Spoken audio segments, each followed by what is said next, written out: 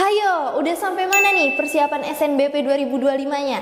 Kira-kira kalian udah pada tahu belum faktor-faktor kelolosan SNBP 2025 hingga cara menghitung peluang kelolosan untuk SNBP 2025? Untuk tahu info detailnya, cek video kita kali ini yuk.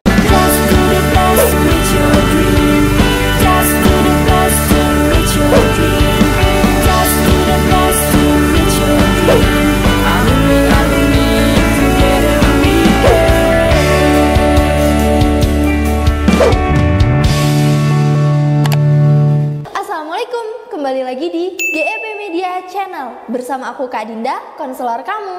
Kali ini kita bakal ngebahas seputar faktor-faktor kelolosan SNBP 2025 hingga cara menghitung peluang kelolosannya. Sampai kalian itu bisa tahu persentase peluang kelolosan kalian di jurusan tersebut itu berapa persen kira-kira. Buat kalian yang mungkin udah dapat informasi tentang siswa eligible, apakah kalian salah satunya? Kalienkah salah satunya siswa-siswa eligible tersebut yang saat ini lagi bingung untuk menentukan jurusan untuk SNBP 2025? Kalau memang betul, kalian harus tahu cara-cara menghitung peluang kelolosannya supaya kalian gak salah strategi dan bisa memilih jurusan-jurusan yang tepat sesuai dengan kemampuan kalian. Kakak akan menjelaskan secara detail bagaimana kalian bisa tahu persentase peluang kelolosan kalian di SNBP 2025 berdasarkan dari hasil para siswa-siswa yang lolos SNBP 2024 lalu. Sebelumnya sudah disosialisasikan oleh panitia SNPMB pada tahun lalu bahwa faktor utama kelolosan SNBP, faktor utamanya adalah dari segi akademis dan juga dari segi minat bakat. Oleh karena itu, kami dari tim GEP Media melakukan pengolahan data yang terupdate supaya kita bisa memprediksi peluang kelolosan untuk masuk di jurusan-jurusan yang mau kalian tuju di SNBP. Yang tentunya faktor-faktornya itu banyak banget sahabat GEP semua. Jadi kalian pastikan tahu nih apa aja faktor-faktornya dan gimana sih caranya untuk memprediksi peluang kelolosannya itu. Langsung aja kita mulai nih dari faktor yang utama dulu, dari segi akademik. Dari segi akademik tentunya yang pertama kali menjadi faktor penilaian adalah nilai rapor. Nilai rapor ini dihitung berdasarkan nilai rata-rata keseluruhan mata pelajaran selama 5 semester. 6 mapel yang sesuai dengan jurusan, maka di tahun lalu itu ternyata rata-rata mapelnya itu dihitung berdasarkan keseluruhan nilai mata pelajaran secara menyeluruh. Jadi nanti kalau kalian memang sudah mendapatkan nilai rata-rata semester di semester 5, maka kalian bisa tuh untuk langsung menjumlahkan nilai rata-rata di semester 1 sampai semester 5, kemudian kalian jumlahkan dan dibagi 5. Nah, itu adalah nilai rata-rata keseluruhan yang kalian gunakan untuk dimasukkan ke dalam SNBP dan menjadi salah satu faktor penilaian. Jika nilai rata-rata keseluruhan kalian itu lebih dari 90 dan kalian mendaftar di jurusan-jurusan tanpa portofolio, maka kalian itu bisa mendapatkan persentase 20%. Jika nilai kalian itu di atas atau sama dengan 90, maka kalian bisa mendapatkan persentase sebesar 20%. Kemudian jika nilai kalian itu 85 sampai 89, maka persentase yang kalian dapat itu sebesar 15%. Selanjutnya, kalau nilai kalian itu 80 sampai 84, maka persentase yang kalian dapat hanya 10%. Kemudian, jika nilai kalian itu hanya 75 sampai 79, maka persentase yang kalian dapat itu hanya 5%. Sedangkan buat kalian yang mendaftar di jurusan-jurusan dengan portofolio, maka kalian mendapatkan persentase yang berbeda karena portofolionya juga menjadi bahan penilaian. Mendapatkan persentase yang lebih rendah dibandingkan dengan jurusan-jurusan tanpa portofolio. Jadi untuk kalian yang mendaftar di jurusan dengan portofolio, maka kalau nilai rata-rata keseluruhan kalian itu di atas atau sama dengan 90, maka kalian mendapatkan persentase 10%. Jika nilai kalian itu 85 sampai 89, maka persentase yang kalian dapat adalah 7%. Kemudian kalau nilai kalian itu rentang dari 80 sampai 84, maka persentase yang kalian dapat sebesar 5%. Selanjutnya, jika nilai kalian itu 75 sampai 79, maka persentase yang kalian dapat hanya 3%. Oke, faktor berikutnya selain nilai rata-rata keseluruhan yang mempengaruhi adalah akreditasi sekolah. Akreditasi sekolah ini ada yang A, ada yang B, dan ada juga yang mungkin masih C atau tidak terakreditasi. Untuk sekolah-sekolah yang sudah terakreditasi A, maka mendapatkan persentase peluang itu sebesar 10%. Untuk sekolah-sekolah yang akreditasinya itu masih B, maka persentasenya sebesar 7%. Sedangkan untuk sekolah-sekolah yang tidak terakreditasi atau masih C, itu mendapatkan persentase sebesar 4%. Faktor berikutnya yang juga nggak kalah mempengaruhi adalah faktor domisili. Jika kalian memilih PTN yang berada satu domisili dengan sekolah kalian, maka peluang kalian kemungkinan lebih besar, yaitu sebesar 10%. Sedangkan jika kalian memilih PTN yang berada di luar domisili dari sekolah kalian, kemungkinan peluang yang kalian dapatkan hanya 5%. Faktor berikutnya adalah faktor alumni. Alumni ini juga sangat-sangat berpengaruh kepada kelolosan kalian di SNBP. Jika kalian hanya memiliki satu orang alumni yang berada di PTN yang mau kalian tuju itu, maka persentase yang mungkin kalian dapat hanya sekitar 5%. Selanjutnya, kalau alumni kalian itu berjumlah 2-5 orang atau semakin banyak, maka persentase yang didapat juga semakin banyak.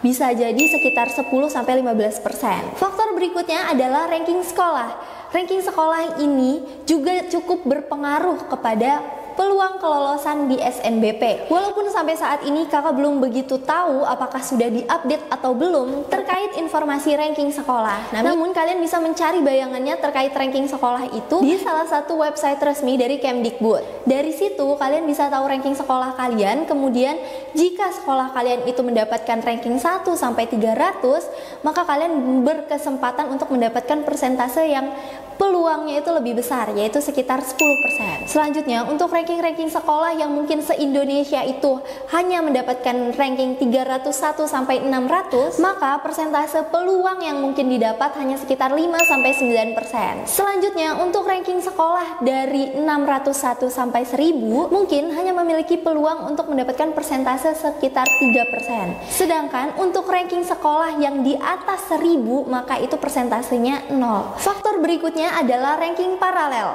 Ranking paralel ini adalah ranking kalian selama kalian eligible di sekolah tersebut. Ketika kalian sudah mendapatkan peringkat eligible keseluruhan yang ada di sekolah itu, maka itu juga sangat berpengaruh untuk peluang kelolosan kalian di SNBP. Buat kalian yang mendaftar di jurusan-jurusan tanpa portofolio, kemudian kalian yang mendapatkan ranking 1 sampai 10, top 10 ranking eligible, maka kalian berpeluang untuk mendapatkan persentase sebesar 10%. Kemudian buat kalian yang mungkin ranking eligible-nya 11 sampai 20, maka berpeluang mendapatkan persentase sebesar 7%. Selanjutnya, untuk kalian yang ranking eligible-nya itu di atas 20, kalian berpeluang mendapatkan persentase 4%. Tapi jangan berkecil hati, kakak pernah bahas tentang anak-anak yang ranking eligible-nya mungkin di atas 20 tapi bisa lolos SNBP. Kalian bisa lihat konten-konten kita lainnya ya yang membahas tentang itu. Selanjutnya, untuk ranking paralel buat kalian yang mendaftar di jurusan-jurusan dengan portofolio. Buat kalian yang ranking 1 sampai 10, top 10 ranking eligible, maka berpeluang mendapatkan persentase sebesar 5%. Sedangkan buat kalian yang mungkin ranking eligible-nya 11 sampai 20 hanya mendapatkan persentase sebesar 3%. Sedangkan untuk kalian yang ranking eligible-nya di atas 20, maka kalian berpeluang mendapatkan persentase sebesar 2%. Nah, itu tadi dari segi akademik. Selanjutnya kita akan bahas dari segi minat bakat. Tapi sebelum kita lanjutkan untuk segi minat bakat, teman-teman harus ingat bahwa analisis ini berdasarkan analisis dari tim GEP Media, berdasarkan siswa-siswa yang memang sudah lolos di SNBP. Kemudian juga berdasarkan analisis ini sudah banyak siswa-siswa yang tertolong untuk bisa mengetahui strategi untuk memilih jurusan dengan tepat supaya bisa lolos SNBP. Langsung aja selanjutnya kita bahas dari segi minat bakat. Ada beberapa poin untuk segi minat bakat, diantaranya adalah mata pelajaran pendukung. Jadi untuk SNBP mungkin sebagian dari kalian ada yang menggunakan kurikulum Merdeka, ada juga yang masih menggunakan K13, maka diberlakukan adanya itu mata pelajaran pendukung. Mata pelajaran pendukung ini disesuaikan dengan jurusan yang mau kalian tuju. Kemudian selanjutnya jurusan yang mau kalian tuju itu akan disesuaikan dengan mata pelajaran yang memang kalian ambil di sekolah. Yang kemudian nilai tersebut bisa menjadi parameter untuk bisa membantu kalian lolos di SNBP. Mata pelajaran pendukung ini disarankan memang betul-betul ada dan sesuai dengan jurusan yang kalian tuju. Misalkan ketika kalian mau masuk di jurusan farmasi, maka mata pelajaran pendukungnya adalah mata pelajaran kimia. Diharapkan nilai kimia kalian itu adalah nilai dengan rata-rata tertinggi dibandingkan nilai-nilai lainnya. Jika memang demikian, maka kalian bisa mendapatkan persentase peluang kelolosan yang semakin lebih besar. Jadi, mata pelajaran pendukung ini memang sangat berpengaruh kepada kesesuaian dan ketidaksesuaian mata pelajaran yang kalian ambil di sekolah dan juga jurusan yang kalian tuju. Jika kesesuaiannya itu memang sangat sesuai, seperti yang kakak contohkan tadi, maka kalian berpeluang mendapatkan persentase sebesar 5%. Selanjutnya, jika tidak begitu sesuai, maka persentase peluang yang kalian dapatkan hanya sebesar 3%. Faktor minat bakat lainnya yang gak kalah penting adalah sertifikat. Jika kalian mendaftar di jurusan-jurusan tanpa portofolio, maka persentase peluang untuk bagian sertifikat ini tergantung dari jumlah dan juga kesesuaian sertifikat yang kalian miliki. Jika kalian memiliki semakin banyak sertifikat dan juga sesuai dengan jurusan yang kalian tuju, maka kalian bisa maksimal mendapatkan peluang persentase sebesar 10%. Namun jika tidak begitu sesuai, maka persentasenya bisa semakin menurun. Jika sertifikat yang kalian dapatkan itu bisa lebih atau minimal 3, maka kalian bisa juga tuh untuk mendapatkan persentase sebesar 10%. Apalagi kalau sertifikatnya itu memang sesuai. Selanjutnya, untuk kalian yang mendaftar di jurusan-jurusan dengan portofolio, maka portofolionya itu mendapatkan persentase peluang sebesar 20%. Sedangkan yang tanpa portofolio, maka tidak ada penilaian untuk portofolio. Nah, jadi kurang lebih kayak gitu ya teman-teman, cara menghitung peluang lolos kalian di SNBP.